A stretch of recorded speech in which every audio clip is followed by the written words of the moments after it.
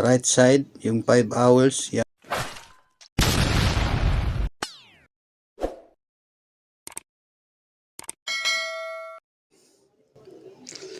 Guys, welcome again. Ang gagawin naman natin ngayon guys ay mag-adjust tayo ng time rate. Magkano bang gusto natin ilagay na time para doon sa ihulog ng ating client o customer natin. So,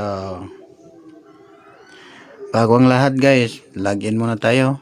Ito, kukonect muna tayo dito sa SSID ni Bendo. Ito. So, ayan na po siya guys. Punta na naman tayo sa kanyang admin. Ito po. Ayan. Admin. Lagyan natin dito itong username niya. Pero yung password niya, ganun pa rin siya, admin. Yung default po, default na admin at saka password. So, dito na po tayo guys. Pupunta na po tayo dito guys sa tatlong guhit na ito sa taas, sa left side. And then, dito po tayo sa Wi-Fi rate. Ito po. Yan. So, ito po siya guys. Parang, kung baguhan kayo guys, parang nakakalito eh. Ito po siya, yung mga mababang rate. Nandito po sa baba. Ito, scroll niyo lang. Ito po siya. Ito po yung piso guys. So, wala siyang post. Nasa sa inyo kung lagyan niyo ng post o ano ba. So, pag-change ng time nito guys, oras. Paglagay natin ng oras, dito lang po. Ito, click lang natin dito. Ito po yung time. Dito banda. Yan po siya. So, halimbawa, lagay ako ng 15 dyan. Paano natin siya ma-save? Dito po sa update. Ito po siya guys. So kung kailangan ninyo lagyan siya ng post, halimbawa lang, or ilang hours siya mag-expire, ito po siya guys. Kung gusto niyo siya lagyan, ito po yung expiration niya. Dito sa right side, yung 5 hours, yan po yung expiration niya.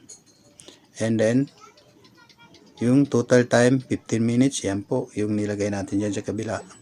Then yung post time, halimbawa kung maglagay kayo, dito po yan.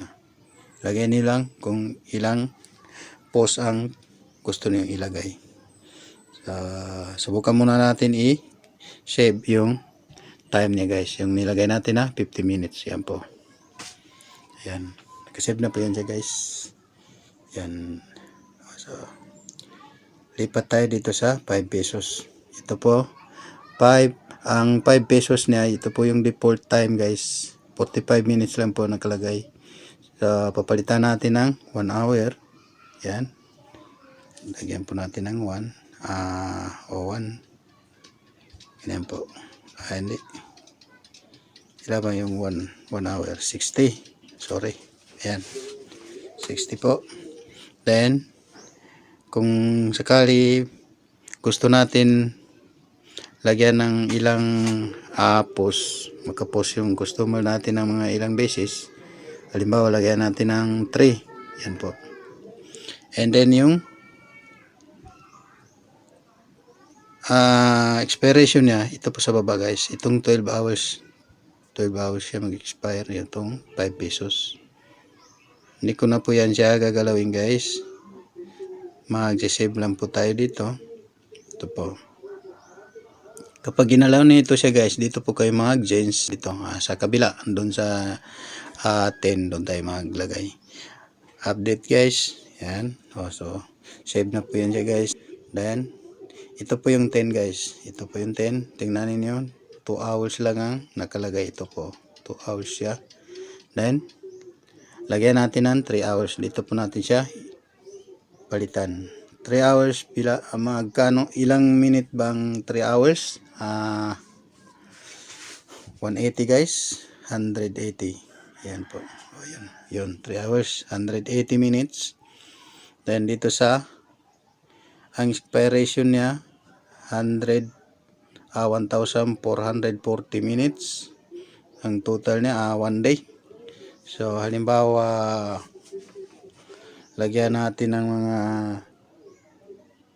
lagay tayo ng magkano ba yung 1 day, 2 araw ilagay natin times 2, 2,880. Yan po, ito 2,880. So yun, 2 days na guys. Kita niyo nag-change na. Kanina 1 day yan. Ang nakalagay dito sa kabila 1,440. Ngayon nilagyan natin ng 2,880. Ay nagiging 2 days po siya. So yun po siya guys. Then yung post time, pwede natin yan siya gawin 5. Nasa sa inyo po kung ilan ang ilagay niyo na, kung maawa kayo sa customer niyo para makapag-post sila ng ilang beses. So ito guys, nailagay natin kung ilang araw yung expiration natin. Nandyan 2,880 minutes. Then napalitan natin yung oras 180 minutes, 3 hours. Ayan po, save lang natin dito guys sa update. Ayan po. So yan, save na po siya.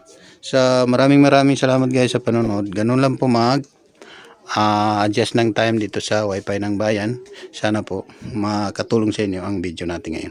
Maraming salamat po.